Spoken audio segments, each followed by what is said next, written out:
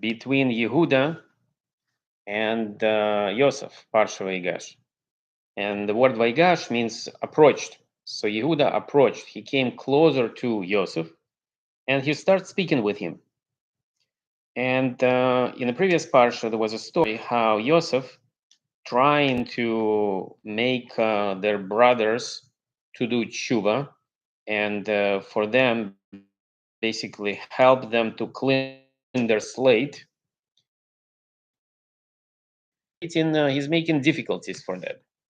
He asked them to bring Binyamin, and when Binyamin came, he hid one of his chalice, his cup, in the Yosef sack with wheat that they bought.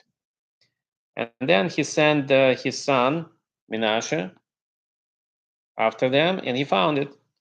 But brothers were standing saying, "What are you saying? We are family. We are honest people. We don't steal other people's stuff. And if you find this in one of our sacks, then all of us will become slaves."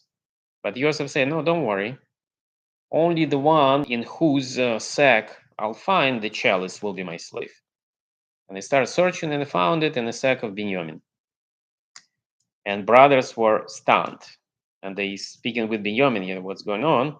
Did you steal it? You are like your mother. Your mother stole teraphims. She stole idols of our grandpa, Lavan, and now you are going after your mother. You're stealing chalice from emperor of the Egypt. They didn't know it was Joseph.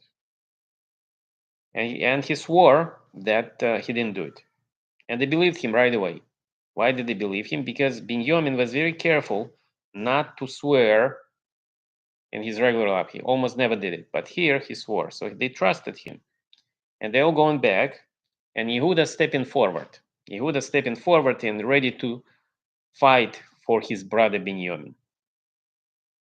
In the past, Joseph thought that they are hating him because he is a son of Rachel, and the leaders of the family, the older brothers, they are sons of Leah. That's why they wanted to sell him. And when they first brought Binyamin, it says that Joseph was crying when he saw Binyamin. Why did they cry? Why did he cry? He said when he started speaking with Binyamin, Binyamin said that he had 10 sons, and each one has a name that was referring to him growing without his blood brother of his mother. And Joseph, one of the explanation, couldn't take it, and he ran to hide from his brothers, and he cried. But another explanation, he ran because he'd seen brothers standing together. All of them came together as one group, and they are like a monolithic union family. They were emanating friendship and love between themselves. And he saw them together, but himself not part of that group. That's why he was crying. But still, he wanted to test the brothers. What did they do if there would be opportunity to drop Binyamin and go back to the family? Are they going to part with him as easy as they did when they saw Joseph himself? So that was a test for brothers. And we say Yehuda Vaigash, he approached Joseph. That means that he came really close, and he was trying to speak clearly into his ears. And he told him, "You, master of Egypt, you're like Pharaoh. I mean, your words, even though you're saying that you're afraid of God, you're probably really not, because you set up this scheme. When we come to you and you said that we are spies, you set up the stage of mistrust, and now you are set up this chalice of yours into our brother's sack, and you're trying to enslave him. Why are you doing this?"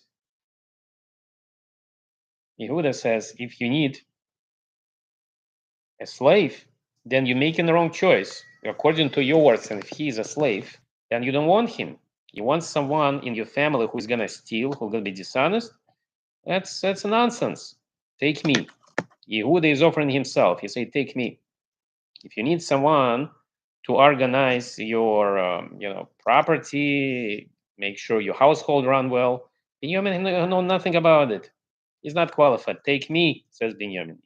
I'm sorry, Yehuda. If you need a warrior, Take me. I'm stronger than him. I'm better. I'm experienced warrior. Take me. And it says in the Midrash that Joseph was hiding who he is, and he was hiding his intentions. But it says that the smart man will know how to draw the water from the deep well. And it says the man tried to get water from the well. He threw the bucket on with a chain, and it didn't reach. And he took a little bit of rope, tied up to this chain, still didn't reach. Tied up a little more of the maybe tinier rope, still didn't reach. And then finally, Nima, the very thin, very almost like a fishing line, and he put it all together and he threw it and he reached the cold water and was able to drink. So one by one, Yehuda was speaking with Joseph and he was basically destroying all his defenses. He told him, "You are not honest. You're saying that you need a slave, you're lying. You don't need to be a slave. You are telling us, you are asking us questions about our father. You're asking about who is our family. What is your problem? Why are you asking this? You're trying to marry a family? Who are you? Binyamin is not going to return. Then our father, old man, is going to die." And that says that passed the test. They proved to Joseph that they were willing to fight, they were willing to die, they were willing to become slaves of him, but not let Binyamin go. And then he said, Ani Yosef, I'm Yosef. Is my father still alive? And they all shrugged, they all stepped back because they're very shocked. Meaning, like, when you sold me, think that the soul of my father to me, you sold me. Nothing happened. And now you tell me that you're afraid of that your father is going to marry a family. My father didn't hurt when you sold me. And then Yehuda again didn't give up. And he said, take me. And Joseph realized that he can't hold anymore. And he started crying. And he sent everyone out. And he said, Ani Joseph, I'm your brother. Is my father still alive? And all brothers were embarrassed. And it says, our Hachomim, our rabbi, says that something similar would happen at the end of the days, when Hashem is going to show up his face and says, I'm Ani Hashem, I'm Hashem. I gave you all these mitzvahs. I gave you responsibility to learn Torah. I gave you all that you have, that you possess, and you didn't do it. So that's Parsha Vayigash.